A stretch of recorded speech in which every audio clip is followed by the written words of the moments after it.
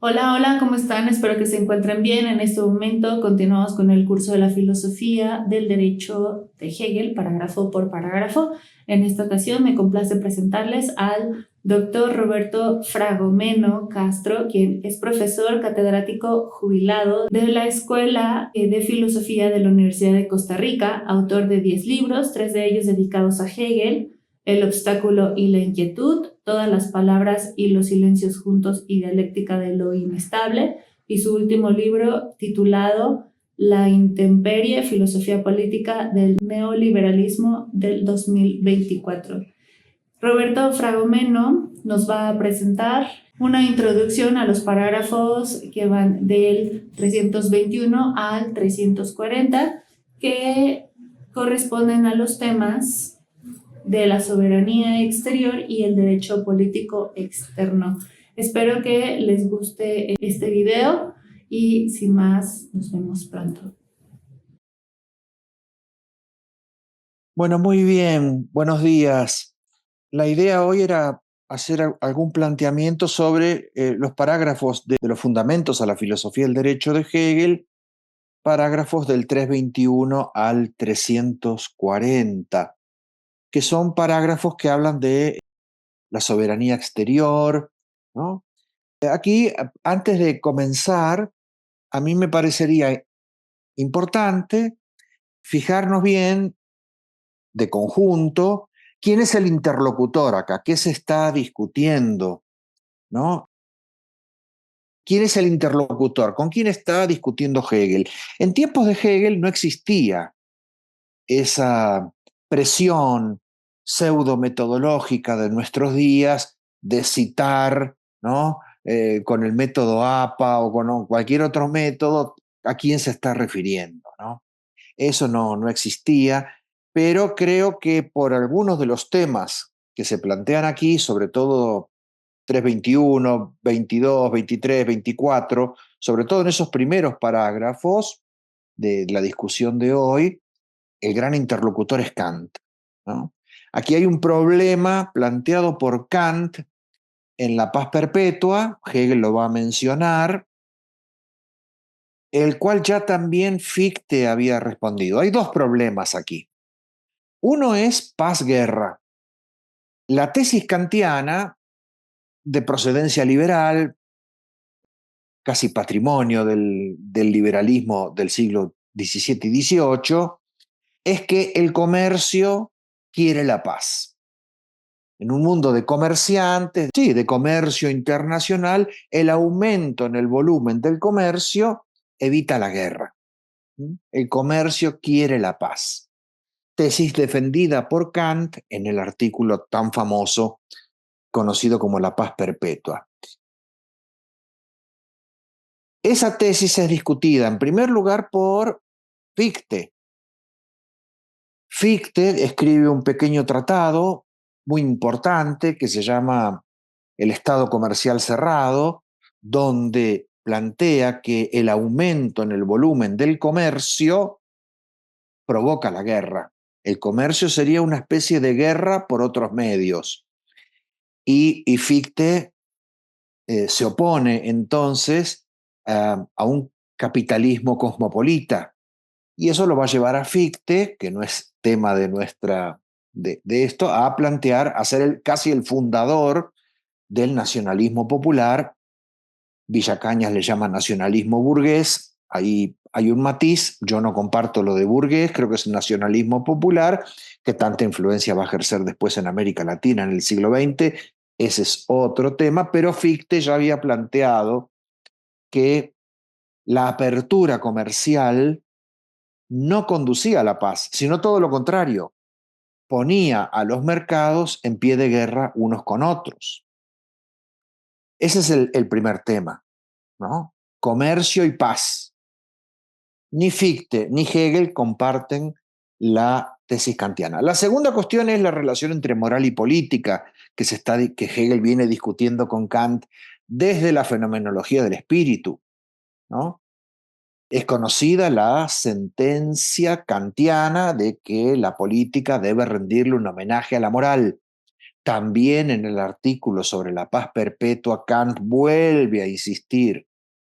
Kant había planteado eso en la crítica a la razón práctica, en la metafísica de las costumbres, en varios de sus artículos, así llamados artículos políticos, y en la paz perpetua otra vez está la relación entre política y moral, o entre derecho y moral en la metafísica de las costumbres, ¿no? Y también Kant había discutido con Maquiavelo sobre esta cuestión. Hegel, lo digo rápido ahora, parece inclinarse por una posición más cercana al planteamiento de Maquiavelo o de Hobbes, ¿no? Acerca de la autonomía de lo político respecto de lo moral y, llegado al caso, inclusive la primacía de lo político sobre lo moral. Estos son para mí los dos grandes temas de la interlocución con Kant que aparecen en estos parágrafos, ¿no? Y que voy a tratar de desarrollar. Pero me parece importante entonces, al comienzo de esta alocución, plantear, en mi opinión, por supuesto, en mi lectura, en mi experiencia de lectura, con quién es el interlocutor que está detrás del texto hegeliano. Repito, Fichte y Kant principalmente. Bueno, lo primero que Hegel va a volver a insistir en el parágrafo 321 es la unidad del Estado hacia el interior y hacia el exterior, ¿no? Soberanía interior y soberanía exterior son, para decirlo de un modo simple, las dos caras de la misma moneda, ¿no? Y el Estado tiene una, dice Hegel, individualidad. Ahí quiero detenerme, ¿no? Hegel le asigna al Estado un carácter indiviso en su soberanía interior y en su soberanía exterior. Y voy a volver sobre este asunto de la individualidad del Estado, tema que ya estaba también en Spinoza, dicho sea de paso. Sobre esto voy a regresar. Pero eso es lo que señala el 321. Estamos hablando de lo mismo, soberanía interior y soberanía exterior. Y esta individualidad como ser para sí exclusivo se muestra en relación con otros estados, ¿no? Porque cada uno es autónomo respecto de los otros, ¿no? Entonces, la individualidad es individualidad en relación, no aislada, no es la individualidad lo que los marxistas suelen llamar la Robinsonada. Yo soy un individuo porque no me importan los demás. No, al contrario, la individualidad se constituye en relación con otras individualidades, ¿no? Así que este asunto hay que tomarlo en cuenta. Aparece un pequeño textito donde Hegel vuelve a repetir la necesidad de la unión alemana, cosa que ya formaba parte de sus preocupaciones políticas en su juventud, en los textos previos a la fenomenología del espíritu, ¿no? Y Hegel termina el parágrafo 322 hablando de la autonomía, ¿no? Los estados tienen una autonomía, dice, en general, aunque sea, dice, un poco abstracta y no tenga una evolución interna, corresponde, leo, por ende a esta manifestación originaria, el que un individuo se encuentre a su frente, patriarca, cabeza de estirpe, es decir, el Estado es Estado porque tiene una jefatura, porque tiene conducción política, ¿no? Y acá ya aparece el primer asunto, ¿no? Es entonces la paz, porque la paz kantiana supone una comunidad moral que le sirve de fundamento. Y Hegel ya empieza aquí a discutir eso, ¿no? Esa comunidad moral es consecuencia de el orden estatal, del orden político, no es el fundamento del orden político. Aquí hay un asunto que empieza a esbozarse en el parágrafo 322. Repito, la comunidad moral kantiana no es el fundamento, es la consecuencia de eso, ¿verdad? Sigo. El 323 vuelve a plantear el tema de la individualidad del Estado, ¿no? Que es una relación negativa en relación del otro con otro. Esto nos hace recordar la famosa dialéctica del señorío y la servidumbre del capítulo 4 de la Fenomenología del Espíritu. Hegel vuelve a decir que la existencia de esta relación negativa adquiere la forma de un acontecer basado en la contingencia. La relación de un estado con otro es contingente, es decir, es inestable. Es inestable. Hegel empieza aquí a decir, en el orden burgués, las relaciones entre los estados son inestables. Dice, su infinitud real en cuanto a idealidad de todo lo finito en él, ¿no? Es decir, no se experimenta en el espacio de lo finito, ¿no? Sino en el espacio de la infinitud, dice Hegel, de la contingencia.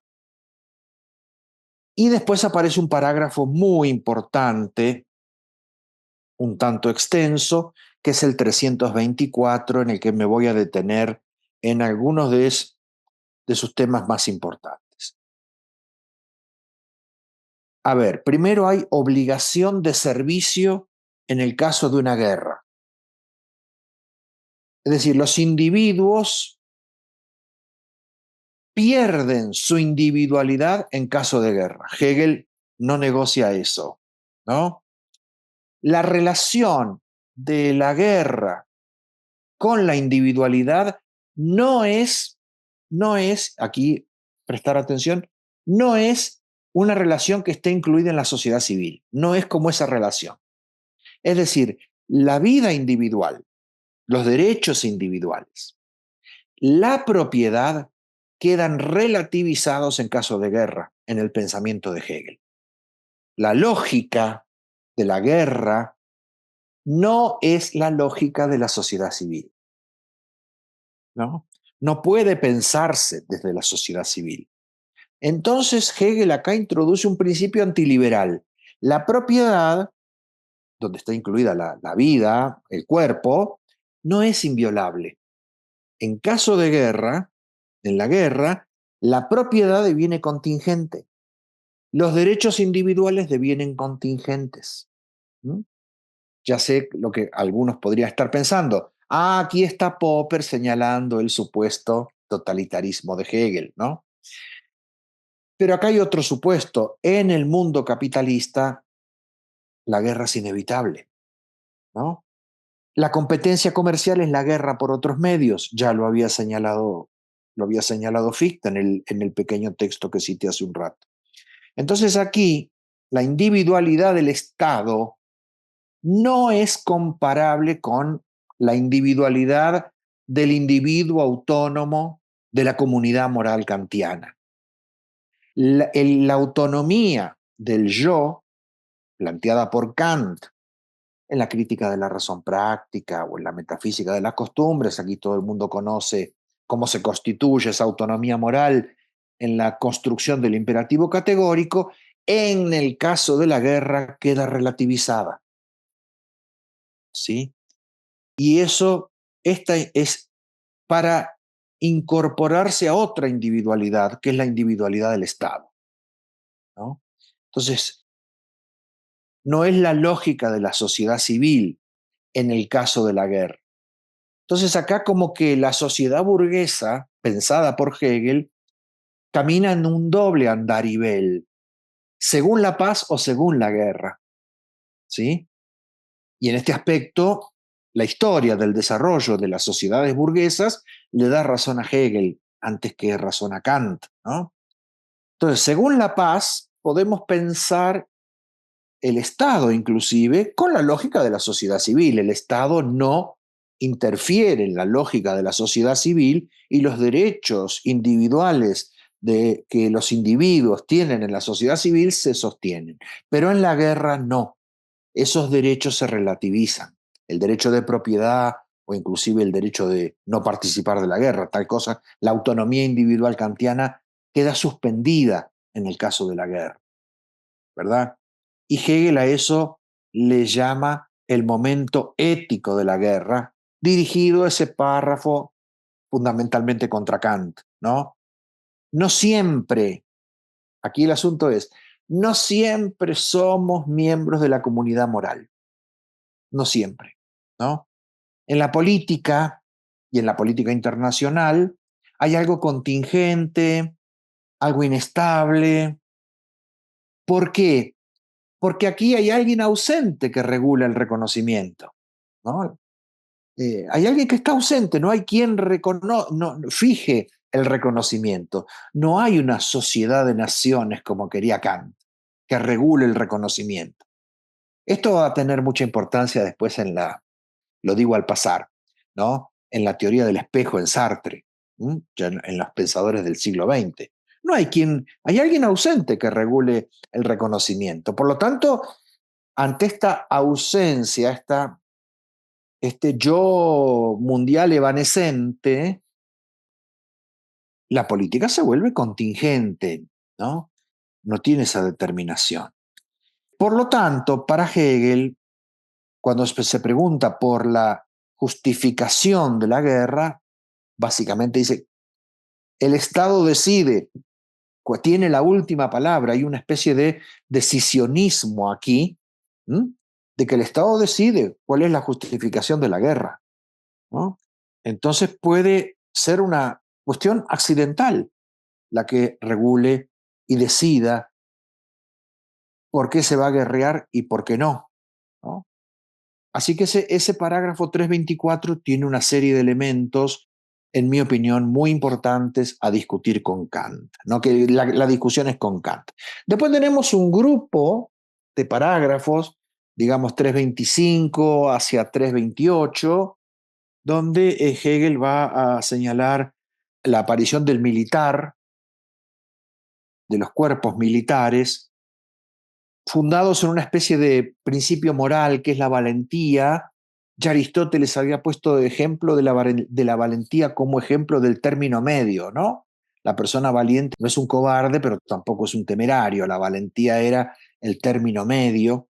Entonces, la valentía otorga sentido de pertenencia, sentido, sin más, al militar, ¿no? Después Hegel habla de guerra de conquista y guerra de defensa, básicamente para decir que podrían ser lo mismo, ¿no? O que una guerra de defensa se puede transformar en una guerra de conquista, ¿no? Como que no hay dos cosas a distinguir. Se pueden distinguir analíticamente, pero dialécticamente una guerra de defensa puede devenir en una guerra de conquista. En todo caso, un Estado es un Estado porque tiene un ejército permanente, tiene ejército, hay que tener ejército, ¿no? Un pueblo es un pueblo porque tiene Estado y un Estado es un Estado si tiene un ejército permanente. Es necesario que haya ejércitos permanentes en el mundo moderno, burgués. Hegel no se hace ilusiones respecto de una paz perpetua, ¿no? Empezamos a ver aquí Hegel con mucho tacto y diplomacia, pero básicamente está señalando la ingenuidad del pensamiento político de Kant, ¿no?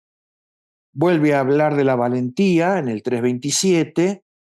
La valentía está unida en Hegel al sentido de pertenencia. Por eso, más adelante, Clausewitz va a decir que los ejércitos motivados con sentido de pertenencia ganan guerras imposibles, ¿no? Aquí detrás está sonando, por decirlo así, el ejército napoleónico, ¿no? Un ejército mal equipado, con muchos soldados con poca ropa, pero que tenían una causa, la causa revolucionaria, que habían derrotado al disciplinado y bien equipado ejército prusiano en aquella famosa batalla de Jena, cuando Hegel estaba escribiendo la fenomenología del espíritu, ¿no? Entonces, la valentía en el mundo moderno es eso, sentido de pertenencia o sentido sin más, ¿no? La constitución moral del ejército nacional. Esto es muy importante. En Hegel ya lo habían señalado otros, ¿no? A partir, repito, de ese avance del ejército napoleónico que no estaba, repito, bien equipado desde el punto de vista técnico-militar, pero que tenía un motivo para luchar, ¿no? Tenía un motivo para luchar. Por eso Hegel se opone a los mercenarios, a esos o que están fundados en alguna opinión vaga, ¿no? O llamar a ladrones o asesinos para pelear una guerra. No, la guerra se hace con un ejército permanente que tiene una formación moral, una constitución moral. Entonces, y a eso Hegel le llama la valentía. Y además le agrega un elemento de que las armas de fuego han despersonalizado el combate. Entonces la guerra moderna, a partir del arma de fuego, de que uno no conoce ni está viendo a quién le va a disparar, han eliminado el carácter heroico de la guerra. La guerra no, sino es una figura abstracta, sino que la guerra está motivada, tiene un sentido de pertenencia en aquellos que participan de la guerra.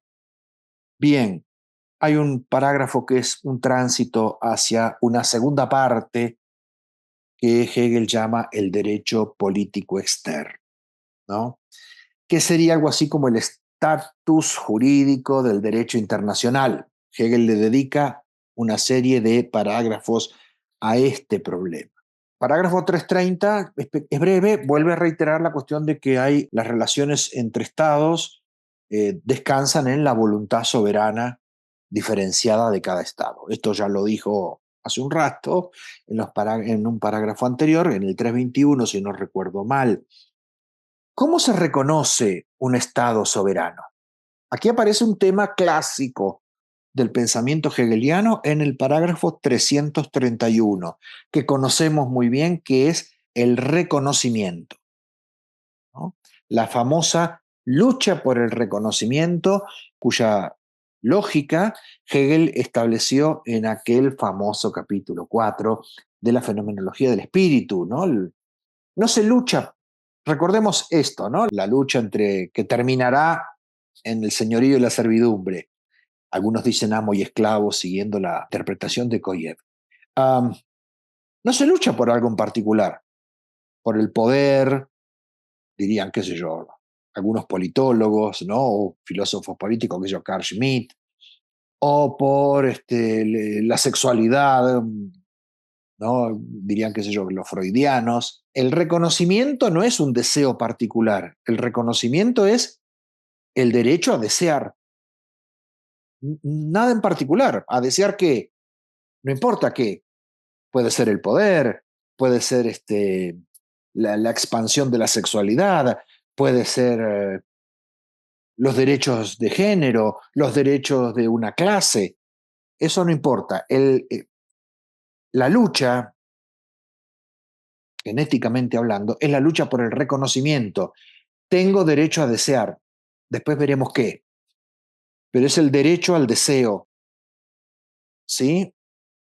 No voy a meterme con eso porque podría hablar una hora seguida, porque yo escribí un librito sobre la cuestión del deseo en Hegel, ¿no? Pero el reconocimiento remite al deseo, ¿no? Derecho a desear, nada en particular, porque el deseo es el lugar del yo absoluto. El yo absoluto no se puede objetivar, ¿no? Por eso es absoluto, ¿no? Y dice Hegel, la legitimación, dice, es el poder absoluto. El pueblo como Estado, porque un pueblo es un pueblo cuando tiene un Estado, ¿verdad? Más adelante Hegel va a decir algo sobre los pueblos nómades. Es el espíritu en su racionalidad sustancial e inmediata realidad. Por tanto, el poder absoluto sobre la tierra. Ya sabemos, ¿no? Hegel lo dijo en la fenomenología del espíritu. Dios ha muerto. Así que el pueblo tiene la última palabra. El pueblo es el poder constituyente. Por lo tanto, tiene la última palabra. El pueblo que tiene un Estado. ¿Mm? Consecuentemente, un Estado se encuentra frente a los otros en autonomía soberana. Ser en cuanto tal para el otro, es decir, ser reconocido por él, constituye su primera legitimación absoluta. No es un problema de legalidad, sino de legitimidad. El reconocimiento está asociado, repito, a la legitimidad, no a la legalidad. Cuando el tejido del reconocimiento se rompe, entonces hay guerra. Inclusive guerra civil podría haber al interior de una nación. Si no reconocemos, entonces solo queda la guerra. Por lo tanto, la legitimación tiene que ver con ese reconocimiento, dice Hegel, pero al mismo tiempo esta legitimación es solo formal. y la exigencia de este reconocimiento del Estado simplemente por ser tal es abstracta, ¿no? ¿Ven? El principio del reconocimiento es unión, pero si es abstracto puede ser desunión también. Así que él sea un existente en sí para sí depende de su contenido, su constitución, su situación, y el reconocimiento, en cuanto contiene una unidad de ambos, descansa igualmente en la opinión y en la voluntad de otro. Por lo tanto, el reconocimiento siempre es inestable. ¿Ven? Aquí Hegel no se ha separado de lo planteado en la fenomenología del espíritu. El reconocimiento es inestable. El esclavo reconoce al amo porque el esclavo no arriesgó su vida hasta la muerte, pero ese reconocimiento es inestable. Ya estará buscando el esclavo, recordarán, el siervo está buscando caminos para no reconocer al amo. Y entonces recordaremos la fenomenología, el estoicismo, el escepticismo, la conciencia desventurada y etcétera, etcétera. Así que aquí no es, en ese aspecto no es diferente, ¿no? Es otra forma de la lucha por el reconocimiento. ¿Eh? Tenemos el reconocimiento en el capítulo 4 de la fenomenología del espíritu. Después podríamos hablar de lo que se expresa en el capítulo 6 de la fenomenología del espíritu con Antígona, Antígona y el reconocimiento. Ahí ya el reconocimiento está sexuado porque Antígona es mujer y Creonte es hombre, así que acá hay mucha literatura sobre Hegel, ¿no? Este segundo momento del reconocimiento ya sexualizado en la fenomenología, y aquí tenemos otro momento del reconocimiento, ¿no? En la enciclopedia hay momento del reconocimiento también, hay un momento muy interesante en Hegel, la relación entre madre e hijo. Bueno, y Axel Honneth escribió un texto, no con este recorrido que yo estoy planteando, pero escribió un texto sobre el reconocimiento como idea central, casi una idea transversal en Hegel. Aquí lo volvemos a encontrar, ¿no? La exigencia de ese reconocimiento. Hegel compara, hace una comparación, en principio dice, así como el singular es menos persona real sin relación con otras personas, así también el Estado es tanto menos un individuo real sin relación con otros estados. Hay una comparación entre el individuo autónomo kantiano y la autonomía, soberanía de los estados. Esta comparación hay que después Hegel la relativiza, ¿no? Señala que un Estado no debe meterse en los asuntos de otro, pero por otra parte es completada también esencialmente por el reconocimiento de los otros Estados. Pero este reconocimiento dice exige una garantía.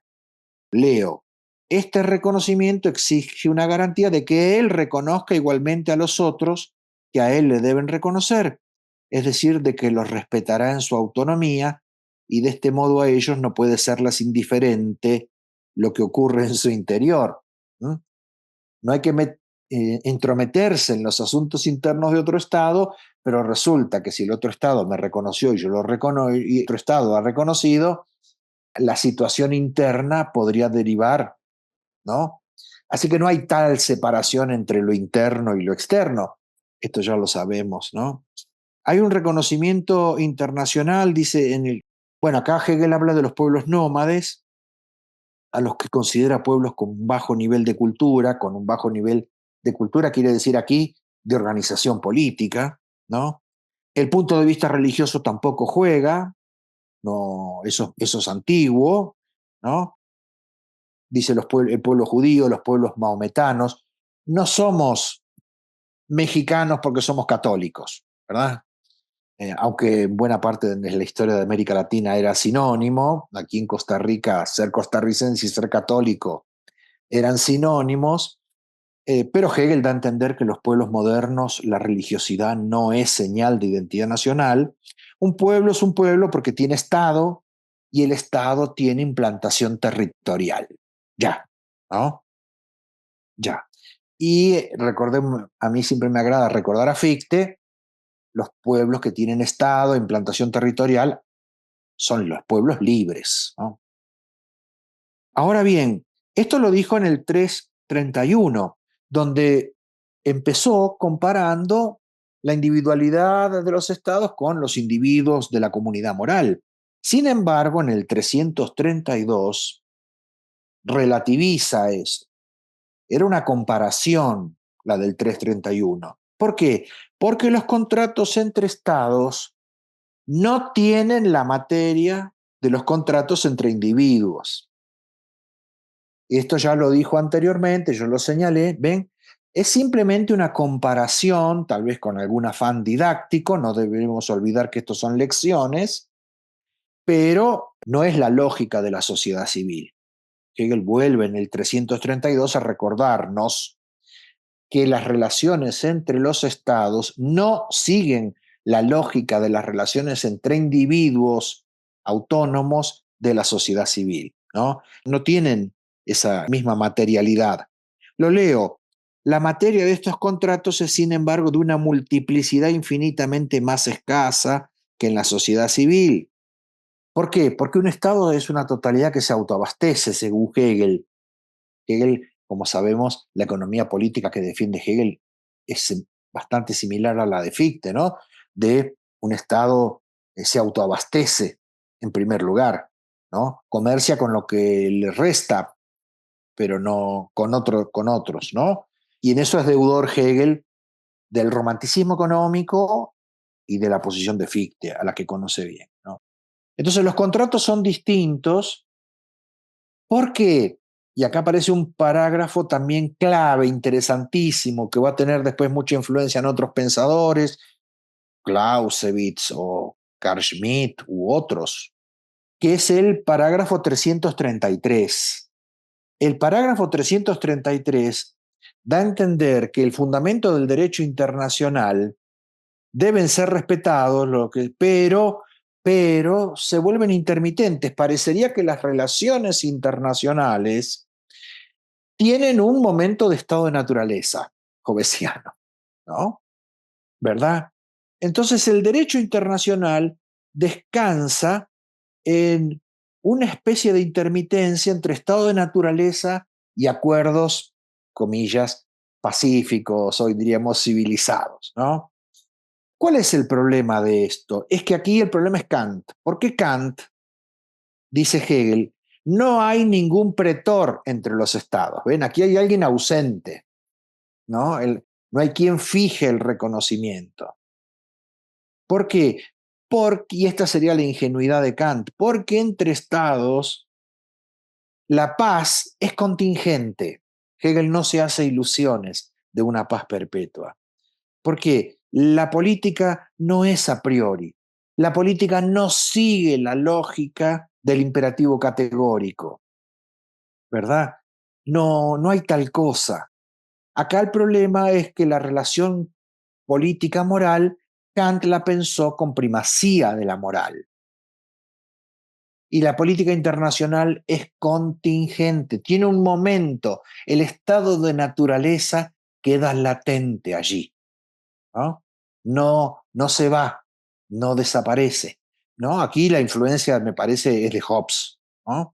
Los individuos viven en un estado de naturaleza y quieren huir del estado de naturaleza por la inseguridad que el estado de naturaleza provoca, ¿verdad? Conocemos eso en Hobbes, del hombre, lobo del hombre, de la guerra de todos contra todos, pero en la sociedad civil, en el estado civil, hay un resto de estado de naturaleza, ¿no? Y de hecho hay uno que permanece en estado de naturaleza, que es el monarca, que es la autoridad. Hegel aquí da la impresión de que en las relaciones internacionales hay un resto de estado de naturaleza y no hay ningún pretor, dice mi traducción. Es decir, hay alguien ausente, hay algo ausente aquí que haga valer el reconocimiento. Entonces este es un párrafo, en mi opinión, muy importante. Entonces el derecho internacional es provisorio, intermitente, frágil.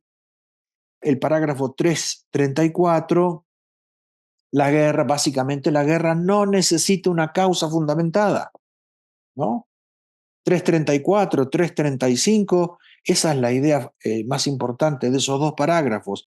Dice Hegel, resulta algo indeterminable en sí, ¿no? La ruptura determinada de los tratados o como lesión del reconocimiento y dignidad eso resulta algo indeterminable en sí.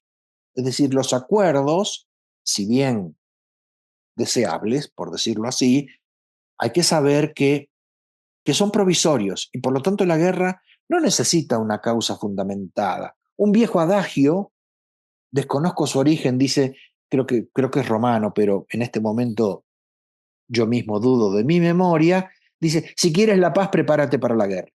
¿Mm? Y parecería que Hegel aquí, ¿no?, recupera eso. Sí, sí, queremos la paz, pero la guerra no necesita una causa. ¿Cuál es la causa? ¿Cuál es la razón aquí? La razón de Estado. La razón de Estado, ¿verdad? El Estado pugna por su propio bienestar y por lo tanto la razón de Estado es la última palabra. ¿Mm? Es la última palabra. El Estado está orientado hacia el bienestar. Entonces, el bienestar, la supervivencia del Estado y su bienestar y su fortaleza tiene una justificación, dice Hegel, completamente distinta al bienestar del individuo. ¿Ven? Hegel, otra vez aquí en la tradición de Maquiavelo, separa lo político de la moral, ¿no? Repito, textual. Aquí solamente corresponde señalar en general que el bienestar de un Estado tiene una justificación completamente distinta al bienestar del individuo y que la sustancia ética, el Estado, tiene su existencia, es decir, su derecho, inmediatamente en una existencia no abstracta, sino concreta. ¿Ah? Entonces acá no hicimos abstracción del individuo y traspolamos su lógica a la lógica política, no. Acá hay espacios diferenciados, de aplicación diferenciada. Hay un espacio donde somos una comunidad moral, donde rige la ética kantiana, pero hay un espacio politizado de relaciones de poder, para decirlo de otro modo, donde el bienestar en la lógica del poder no es homologable al bienestar del individuo. De hecho, vuelvo a reiterar, hace unos minutos lo dije, el bienestar del individuo en caso de guerra queda relativizado.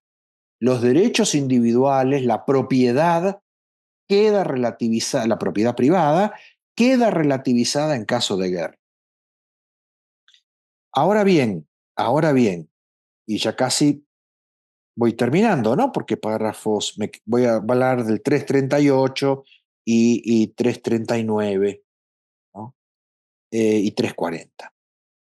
Ahora bien, aún así, la guerra se supone que es pasajera, ¿no? Los estados también se reconocen en la guerra, en la lucha, ¿no? Ahora bien, la guerra no es contra los civiles. La guerra se decide en el militar profesional, en el espacio de la lucha entre profesionales, ¿no? Hay un espacio de paz aún en la guerra que respeta a los embajadores, por ejemplo, ¿no? Y a las instituciones de la pacífica vida privada y familiar, ni contra las personas privadas.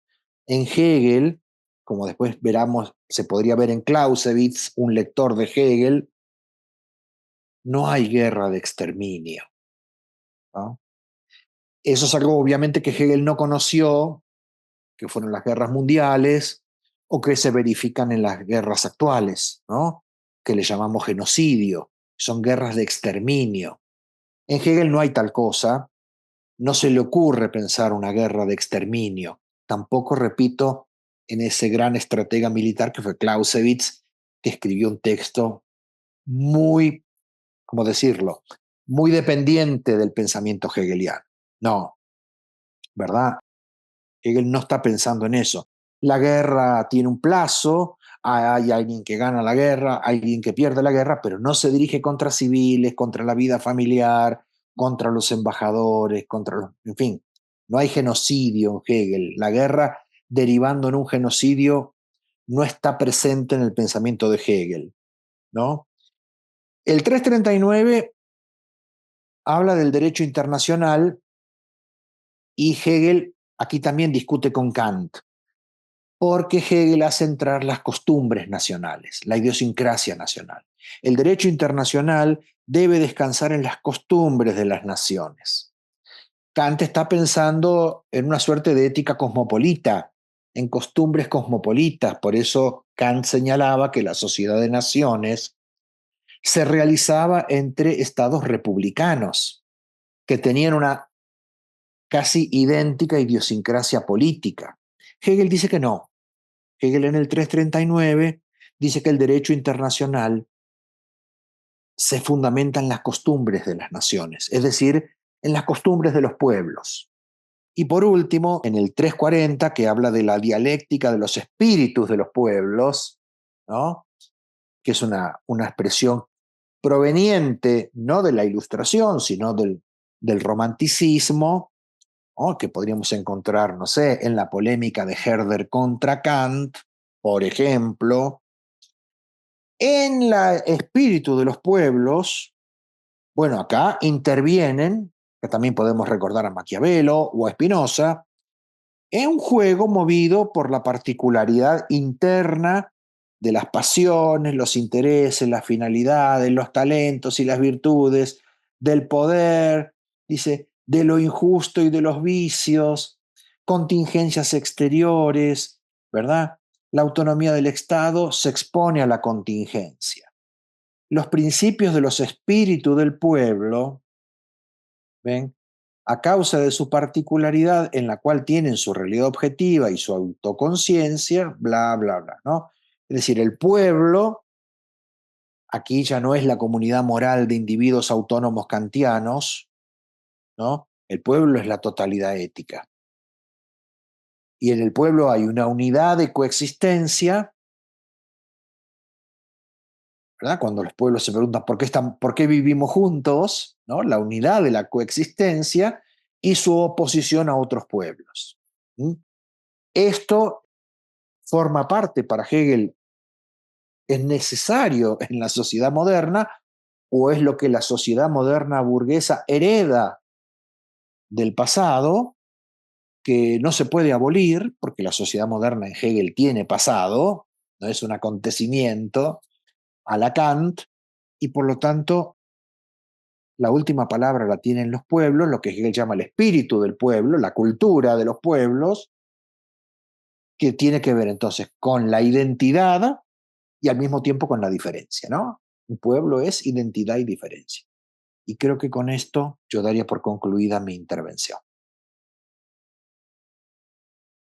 Agradezco enormemente la participación de Roberto Frago Meno Castro, quien nos ha dado una excelente introducción a los parágrafos del 321 al 340, cuyos temas corresponden a la soberanía exterior y el derecho político externo. Espero que les haya gustado este video y nos vemos hasta la próxima. Ya casi acabamos con este proyecto, entonces estén al pendiente de los últimos parágrafos que nos faltan subir. Hasta la próxima.